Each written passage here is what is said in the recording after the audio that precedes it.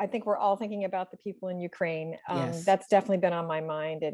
And even before we were talking about the threat of sexual assault that's involved in war as a war crime. And so finding ways to reach people before they're in those situations, even not just war, but any In everyday situations. And I think exactly. that's right. You know, many of people that are listening know that we've been doing a project through the Trauma Resource Institute about Ukraine.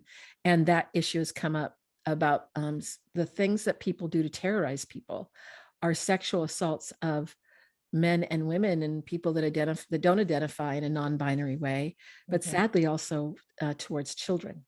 Yes. And so what I think this is a very important topic right now.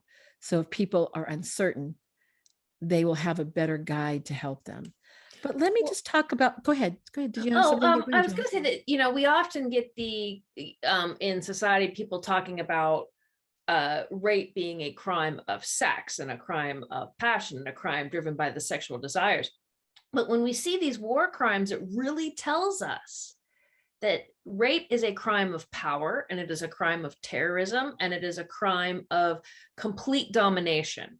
And so that, I think it's an interesting moment for all of, you know, anyone who ever had questions about that. It's like, no, if this were not a crime of power, it would not be a war crime. And everyone needs to understand how amazingly traumatizing and terrorizing these kinds of sex crimes are during rape is during war.